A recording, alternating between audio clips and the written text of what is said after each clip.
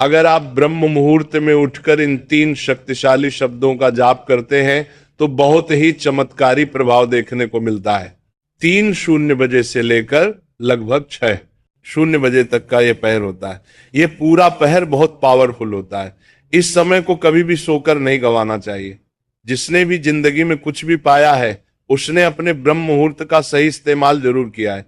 इसीलिए इस समय को जरूर से जरूर उपयोगी बनाए। इस समय में आप सो नहीं सकते। अगर आप सोते हैं तो पक्का आप बहुत कुछ खोते हैं। तो क्या किया जाए? ब्रह्म मुहूर्त में उठकर ये 3 शक्तिशाली शब्द, छोटा सा रूटीन, 2-4 बातें ज्यादा नहीं कह रहा हूं, बहुत छोटी छोटी बातें हैं। एक बार अध्ययन किया था, एक बार फिर सुन लीजिए। इस समय पर मां सरस्वती जुबान पर बैठती है। उस समय आप क्या करें?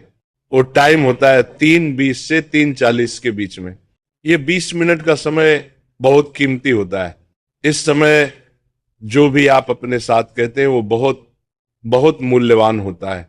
मां सरस्वती उस वक्त जुबान पर बैठी होती है, इसलिए जो भी आप बोलते हैं वो तुरंत आपके जीवन में फलीभूत हो जाता है। तो क्या किया जाए? यही वह समय है और यही शक्तिशाली शब्द आपके जीवन में पक्का बहुत कुछ कर सकते हैं। बहुत लोगों को मेहनत करने के बाद भी जो चीजें प्राप्त नहीं होती, जब कहते हैं बहुत मेहनत करते हैं लेकिन वो चीज नहीं मिलती, सुखी से मिलकर नहीं मिलता, अच्छी नौकरी नहीं मिलती, पैसों की कमी है, सुख की कमी है, चीजों का फ्लो नहीं बनता, जीवन में सफलता नहीं मिलती, तो इसका कारण कहीं ना कहीं कोई रुकावट या अवरोध होता है। उनके जीवन में, उनके कर्मों में, उनके मन में कुछ ब्लॉकेज होता है। उस रुकावट को ओवरकम करने के लिए हमें कोई कंपन, कोई वाइब्रेशन यूनिवर्स को भेजनी चाहिए जो पुरानी नकारात्मकता या ब्लॉकेज को मिटा सके। तो क्या किया जाए? जो मेरे मन को भी बदल दे और यूनिवर्स को भी। क्या ऐसा किया जाए? ब्रह्म मुहूर्त का समय उसी चीज को सक्रिय करने का सबसे खूबसूरत समय है।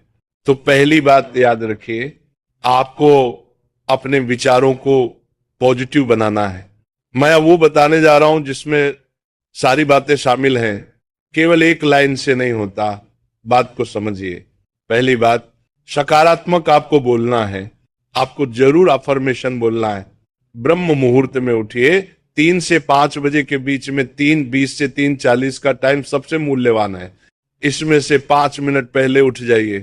5 मिनट पहले उठकर अपने इष्ट गुरु भगवान के आगे प्रार्थना कीजिए। हाथ जोड़कर यूनिवर्स, आकाश, अगर खुला आकाश मिल जाए तो बहुत उत्तम, ना मिले तो मान लीजिए आप भगवान शिव से या अपने गुरु इष्ट से कनेक्ट हो रहे हैं, उनके चरणों में दंडवत प्रणाम कीजिए।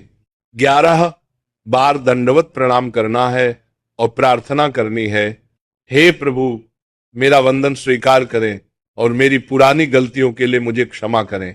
मेरी पुरानी गलतियों के लिए मुझे क्षमा करें और अब मेरे जीवन में सही राह दिखाइए। ये मेरे कहने से करिए।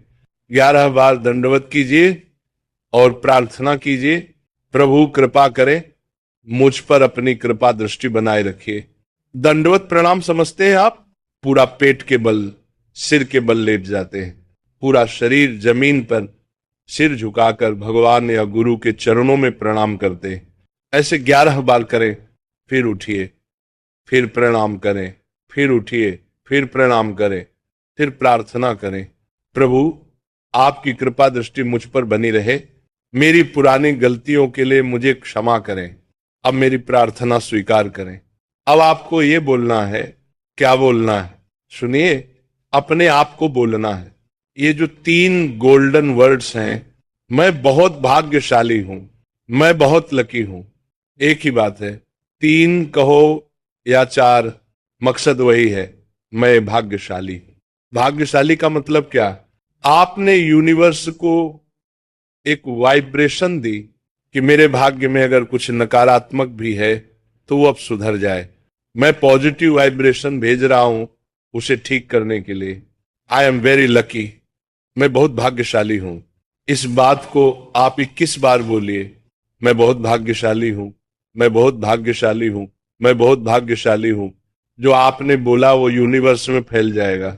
उसकी वाइब्रेशन आपके भाग्य में जो भी उल्टा सीधा चल रहा होगा वो निश्चित रूप से पॉजिटिव होना शुरू हो जाएगा। इससे पहले आपने अपने पुराने विचारों, पुरानी गलतियों के लिए माफी मांग ली है, इसीलिए अब ये चीज आपके लिए काम करेगी। आप इसके अलावा कोई इच्छा डालना चाहे तो डाल सकते हैं। जैसे मेरे कम्युनिकेशन स्किल्स बहुत अच्छे हो रहे हैं, उस बात को भी कम से कम 21 बार दोहराइए। लेकिन याद रखिए, एक बार में बहुत सारी बातें मत जोड़िए, बस एक या दो बातें रखिए। मैं बहुत भाग्यशाली हूं। और एक अन्य पॉजिटिव स्टेटमेंट, ऐसा करके देखिए 3 से 4 दिन के अंदर चमत्कार दिखने शुरू हो जाएंगे। जो चीज आपने कही है वो जीवन में घटित होने लगेगी। भाग्यशाली शब्द जब ब्रह्मांड में गूंजता है तो उसकी ऊर्जा बहुत बड़ी होती है, वो आपके अंदर जबरदस्त बदलाव लाती है। भाग्य की जो गांठ कहीं अटकी होती है वो खुलने लगती है। तो एक मौका, एक चांस मिलता है, इसे जरूर इस्तेमाल कीजिए। इन महान शब्दों को अपनाइए, अपने जीवन को बदलिए और रिजल्ट जरूर आएगा।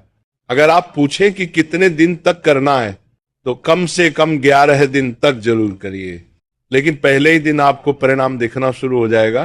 कम से कम 11 दिन इसे कीजिए, बहुत कुछ मिलेगा, बहुत कुछ बदल जाएगा। अब अंत में थोड़ा सा नाम जप कर लेते हैं।